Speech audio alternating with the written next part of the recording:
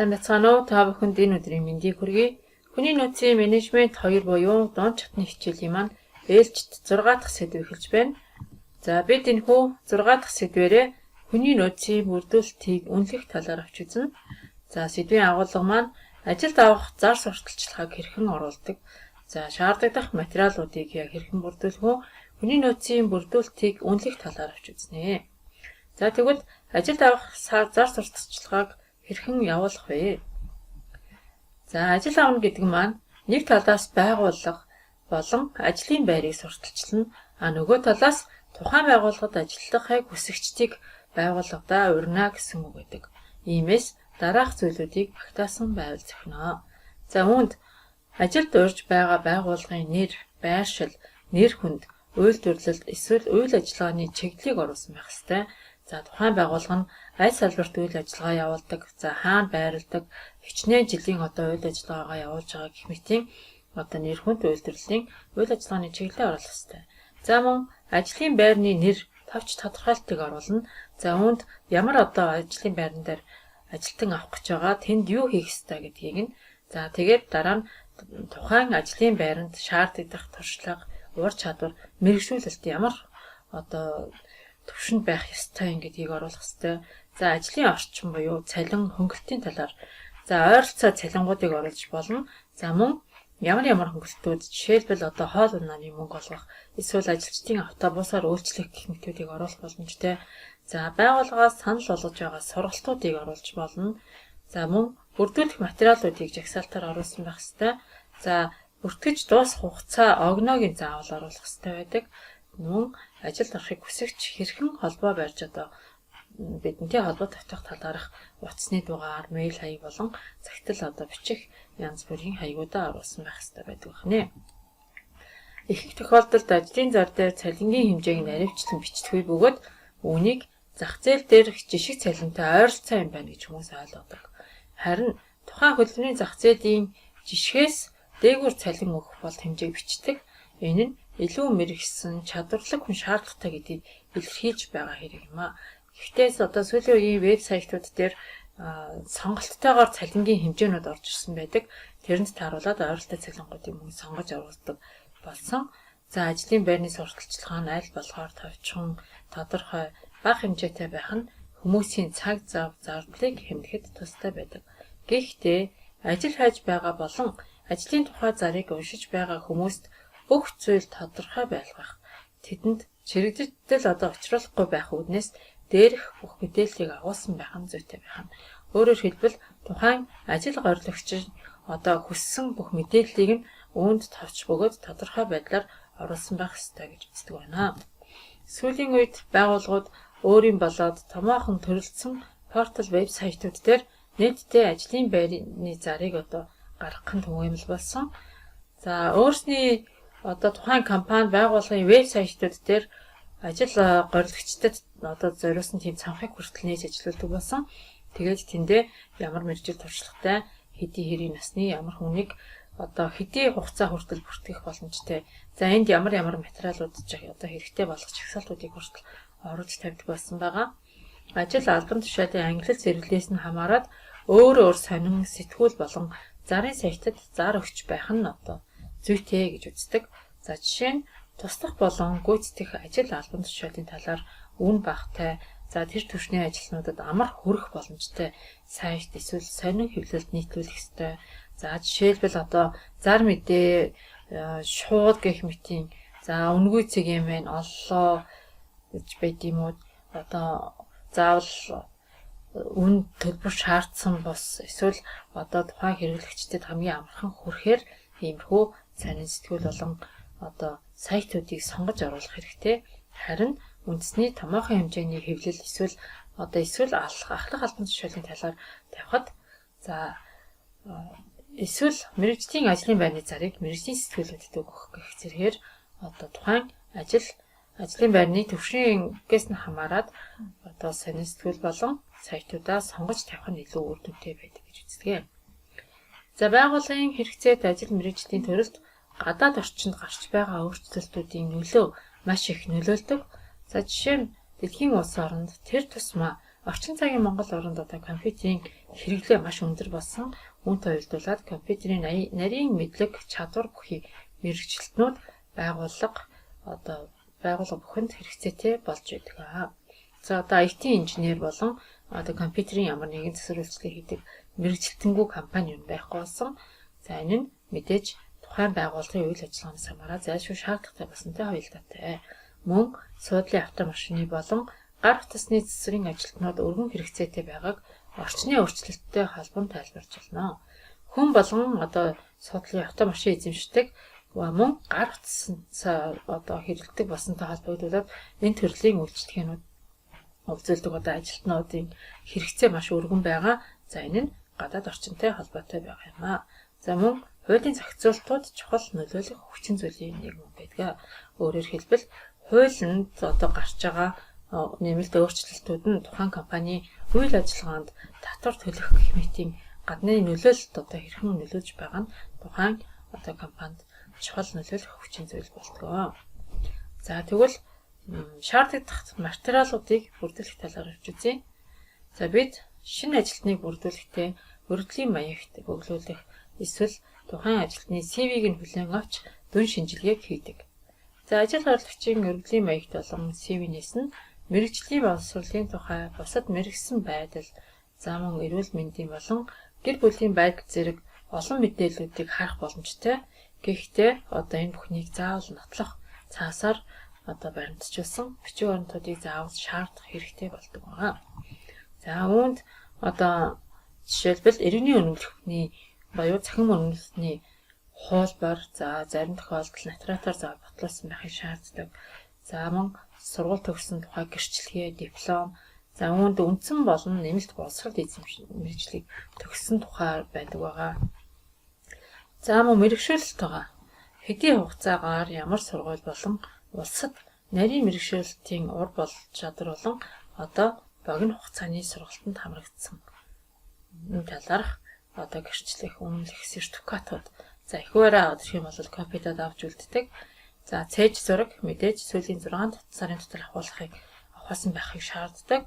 За оршин суугаа хаягийн тодорхойлолт хэрэгтэй. За учир нь иргэний цайныг цахим үнэмлэхэн дээрх хаягаасаа өөр одоо хаягт оршин суудаг юм иргэдүүд бас байдаг. За иргэний үнэмлэхэн дээрх оршин суугаа газрын хаягаа одоо солиулаагүй байж болно. Гэсэн хэдий ч тухайн оршин суугаа хаягаа төр оршин суугчаар бүртгүүлээд өөр газар одоо харьяалагддаг болох юм бол тэрхүү оршин суугаа хаягийн тодорхойлолтыг авч болдог. За үүнийг тухайн орон нутгийн засаг даргаас тамирын газраас юм уу эсвэл оршин суугаа хаягийн тодорхойлолтыг гаргадаг төц машинаас авах боломжтой байдаг. За мэдээж одоо нийгмийн даатгалын дэвтэр заавал зайлшгүй хэрэгтэй байгаа. За эрүүл мэндийн үзлэгийн хуудас хэрэгтэй шаардлагатай ийм байгууллагууд үйл ажиллагааныхаа чиглэлээс хамааран авдаг байгаа. За жишээлбэл одоо бага насны хүүхдүүдтэй харьцдаг бага ангийн багш сургууль цэцэрлэг байдаг. За мөн одоо хоол хүнсийг үйлдвэрлэдэг, тээвэрлэдэг, түгээдэг, одоо боловсруулах гэх мэтийн бүхий л одоо хүнсний бүтээгдэхүүнтэй холбоотой ажил үйлчилгээнд эрүүл мэндийн үзлэгийн хуудсыг шаарддаг байгаа. За өмнө ажиллаж байсан ажлын газрын тодорхойлтыг зарим газрууд авдаг. Өмнө нь энэ хүн яг энэ ажлын байр дээр ямархуу ур чадвартай, за ямар одоо хандлагатайгаар ажиллаж байсан талаарх тодорхойлтыг гаргуулж авахыг шаарддаг ийм байгууллага байдаг. За мөн мэдээж банкны дансны дугаар байгаа. Энэ нь заавал өөрийн нэрээр бүртгэлтэй одоо хаагдаагүй эрх бүхий ийм нээлттэй данс байх ёстой. За эцэст нь хувцсны размер бас хэрэг болдог. За мэдээж одоо тухайн ажилтнанд ажлын хувцас өгөхөд одоо шаардлагатай учраас хувцсны размерийг бас авдаг байгаа. За тэгээд одоо тухайн байгууллага компани үйл ажиллагаанаас хамаарат одоо шаардлагатай бусад нэмэлт материалуудыг шаарддаг. За тэгвэл хүний нөөцийн бүрдүүлэлтийг хэрхэн үнэлдэг талаар авч үзье. Бүрдүүлэлтийн үйл ажиллагаа нь албан ёсны удирдамжийн хүрээнд зөв цагтан зөв хүмүүсийг өөртөө татах ба ингэхдээ байгууллага болон хүмүүс харилцан сонирхлын үндсэн дээр бие биеэ сонгох боломжийг бүрдүүлэхэд чиглэсэн байвал зохино. За тухайн байгууллага авах гэж байгаа гаднаас одоо нэр дэвшиж байгаа тухайн ажил гарлагч нь одоо ийм шаардлагуудыг хангасан байх ёстой. Тэгвэл зохино гэсэн одоо ийм шалгуурууд тавьсан байдаг. Гэвтэл тэрхүү шалгуурт одоо тэнцээгүй ажилтан одоо тухайн компанид орж ирэх. За эсвэл тухайн одоо ажил гуйлагчийн өсөж мөрөөдөж исэн тийм одоо соёлтой эсвэл цалинтай ч үгүй юм уу ажлын байрны одоо орчин нөхцөлтэй тийм компани сонгоогүй тохиолдолд аль аль талаас нь одоо тухайн ажлыг эцсийн байдлаар сайн гүйцэтгэхэд жоохон сөрөг нөлөөлдөг гэж үздэг. Тийм учраас аль болохоор өөрийнхөө сонгож авах гэсэн тухайн ажилтныг авах эсвэл өөрийнхөө одоо сонирхож байгаа компанид орох гэсэн ийм одоо харилцан сонирхлын үндсэн дээр бие биеэ сонгох нь илүү одоо оновчтой байдаг. За энэ нь бүрдүүлэлт хэрхэн хийгдсэн болтгийг бас үнэлж дүгнэх хэрэгцээг харуулдаг байна. За бүрдүүлэлт бол зөвхөн хүмүүсийг өөртөө татах асуудал биш ээ. Энэ нь байгууллагын зүгээс ямар хувийн шинж чанар, сонирхол бүхий хүмүүсийг өөртөө татахыг хүсэж байгаа болон хэнд ажлыг гүйцэтгэх чадвар, мэдлэг болон боломж байгаа зэргийг нээж одоо илрүүлэх цаашлбал тэдгээр ажилтнуудыг одоо хөгжүүлэх ийм зорилгыг агуулдаг байна. За бүрдүүлэлтийн үнэлгээний өөр нэг чухал шалгуур нь хуулийн дагуу ажил гуйлагч шударга ялгарлгүйгээр бүрдүүлэлтэд хамрагдсан байх ёстой гэж үздэг байна. Одоо танил талаараа юм уу ах トゥ хамаатан саднаа мяс нөхдөд ажилд оруулах нь хуулийн дагуу биш энэ одоо шударга бус юм зүйл болдог байна. За тэгвэл хүний нөөцийн бүрдүүлэлтийн үнэлгээний шалгуурыг үзье. За ажилд оролтын байдал, шалгуур үнэлэмжийн төрлүүд гэж байна. За тэгвэл одоо ажилд орохоос өмнө нэр дэвшигчдийн тоо хамаатай байдаг. Одоо 5 хүн авах ёстой тэрхүү ажлын байран дээр хичнээн хүн одоо анкет бүгэлж нэр дэвшигчид хандаж байна вэ гэдэг тоо. За насан туршаагүй болон эмэгтэй нэр дэвшигчдийн тоо мөн тусна авч үздэг байгаа. За нэр дэвшигч бүрт ногдох зардал. За тухайн хүний одоо ур чадвар мэржлээ одоо хэрхэн сайн сурч одоо ажлыг хэрхэн сайн хийж байгаатай хамааруулаад одоо хүн бүрт харьцан ялгаргүйгээр сургалт ордог байгаа. За хэрвээ тийм байх юм бол тэр болонд ногдох зардлуудыг гаргана. За нэр дэвшигчдийг байршуулах хугацаа, тухайн ажлын байранд байршихын өмнө одоо эрүүл мэндийн үзлэгт орсон байх шаардлагатай юу, сургалтанд хамрагдсан байх шаардлагатай юу гэх мэтээс хамаарал янз бүрийн хугацаатай гардаг. За нэр дэвшигчдийн үйл ажиллагааны хугацаа энд нь одоо бусад үйл ажиллагаануудыг оруулсан байдаг. За тэгвэл саналууд болон хөлсөлтийн талаар их усрт үндэслэгдсэн саналууд.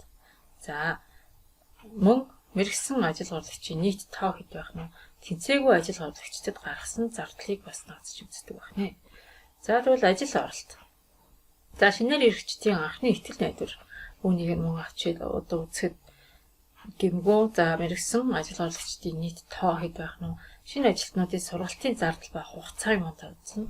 За цалингийн төвшинг оруулах хэрэгтэй байдаг. За ингээд ажилд орсны дараа ажил болон хөлс төлөлт нэмэгдэл хэрэгчид ба хамтран ажиллах ёстой хандлагын талаар авч үзнэ. За байгууллагын амлалтууд юу байна тэрийг хэрэгжүүлнэ. За ажлын гүйцэтгэлийг нь мэдээж үнэлэх ёстой болно. За тухайн ажилтны ажил тасалтын талаарх одоо байгаа шалгуурт одоо бас ордог байна.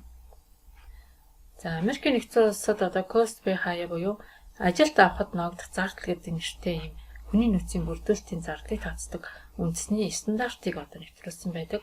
Энэхүү стандарт нь ажилд авахд гарах зардлуудыг тодорхойлох, дүн шинжилгээ хийх болон зардлыг тайлгнахад зорилгоор хүний нөөцийн бүрдүүлэлт, сонгож шалгаруулалт, ажилд авах үйл ажиллагаа хариуцж байгаа хүний нөөцийн ажилтан зөвлөх, за хүний нөөцөөр суралцагч нарт зориулсан байдаг бол энэ нь төр хувийн хөвшил болон бусад бүх төрлийн байгууллагууд ашиглах боломжтой иймэрхүү стандарт байдаг байна.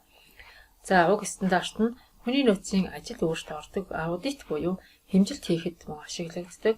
За учир нь хүний нөөцийн хэлтээс ажилд авахд ногдох зардал, нөхөх хугацаа, хөдөлмөрийн зардалт орлогын одоо эзлэх хувь, эргэцийн болон бүрдүүлэлтийн хүчин чармаалтын үр ашиг зэрэг үзүүлэлтийг хянахад мөн одоо нөлөө үзүүлдэг байна. За энэ хэмжүүр нь богино болон урт хугацааны хуулингийнхан дүр зургийг харуулах бөгөөд хүний нөөцийн хэлтээс байгууллагын зорилтод хувь нэмэр оруулахад туслах ёстой байдаг байна. За бүрдүүлэлтийн ирээдүйн төлөв байдал талаас нь авч үзвэл өгөөжийн харьцааг тооцож чадвал үн цэнтэй хэмжүүр болно. За тэгэхээр өгөөжийн харьцааг тооцоолох нь танд хэр олон ажил гуйлагч татаж чадах хэсэг. За бүрдүүлэлтийн аргын зардал ямар гарах нь хөрөнгө оруулалтын өгөөжийг тооцоолох хэрэгтэй болдог. За бүрдүүлэлтийн зардал нь урт богино хугацааны бүрдүүлэлтийн зорилтод харьцуулан жинлэгдэж байх ёстой байдаг. За жишээлбэл богино хугацааны үүднээс авч үзвэл хэрэгжүүлж байгаа үйл ажиллагаанууд эрчимтэй, эсвэл чи минутын үр дүнтэй харьцуулахад илүү үнэтэй байж болно. Гэхдээ хэрэгжүүлж байгаа стратеги нь мэрэгсэн нэр дэвшигчдийн нөөц сан бий болгох замаар урт хугацаанд ашиглаж болох юм талтай байдаг. За зардлыг тооцохдоо шууд болон шууд бус гэсэн аль нэг тооцох боломжтой байдаг.